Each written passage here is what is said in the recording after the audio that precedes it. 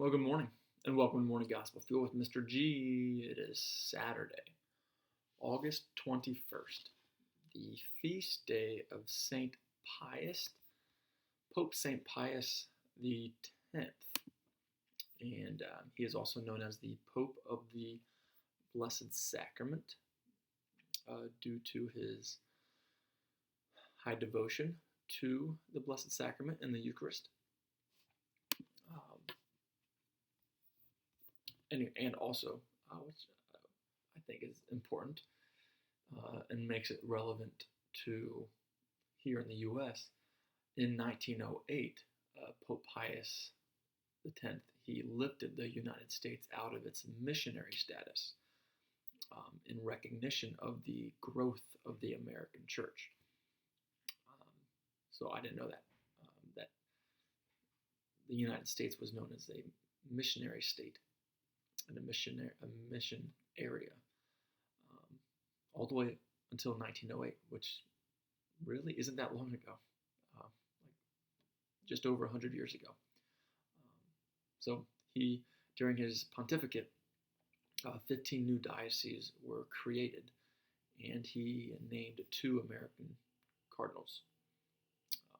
And he was actually very popular amongst American Catholics, primarily due to his poor background, because it made him appear to them as an ordinary person sitting on the papal throne, which and he was a very humble guy.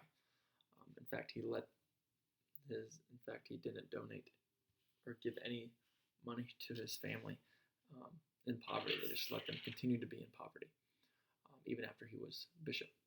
He didn't use that power against anything except just strictly for the church, because he was against modernism. He saw a lot of people in the church kind of watering it down. So he was part of the reform during that time, and he passed away right at the beginning of World War I. So anyway, he is the patron saint of first communicants because he lowered the age for those children to receive first communion and he's also the patron saint of many different dioceses and archdioceses here in the U.S. There's even a seminary, I think, in Des Moines, Iowa, named after him. Anyway, today's gospel is from Matthew chapter 23, verses 1 through 12. Let's begin in the name of the Father, Son, and Spirit, amen. Then Jesus spoke to the crowds and to his disciples, saying, "The scribes and the Pharisees have taken their seat on the chair of Moses.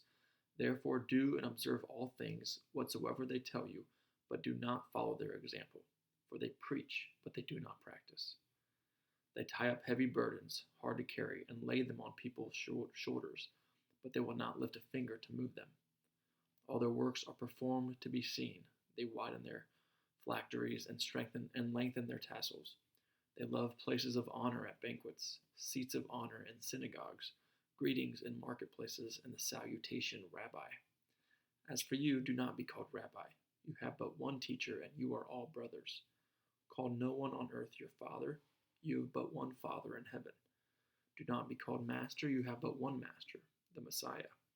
The greatest among you must be your servant. Whoever exalts himself will be humbled, but whoever humbles himself will be exalted." This is a very powerful statement. Jesus, none of this stuff that he is getting on the scribes and the Pharisees right now. Nothing he's saying right now, I'm sure, is what they want to hear. So Jesus ruffled a lot of feathers, and he also wants to make sure that everything you do is for the sake of God the Father and not for yourself. And he hates hypocrisy, and he just doesn't. People that love places of honor and seats of honor, and just let that get to their head, and that ego, arrogance. He sees that, and he sees that in their leaders. Of saying, not even call them rabbi, and you have but one teacher, and then you are all brothers. So he's talking to the crowds as well as to his disciples right now. And I know that there's theology behind the Father in heaven. You only do not call anybody on earth your father, but you have one Father in heaven. And I know there's a lot of attacks on the Catholic Church of why they call Father so and so, whoever the priest might be. There's a great article on Catholic Answers on where that comes from. But anyway, I think this is asking us to be humble, and just also to make sure that we practice what we preach, and that is why I think it's very fitting also for it to be Pope Pius X's feast day today, because he was a very, very humble leader of the church.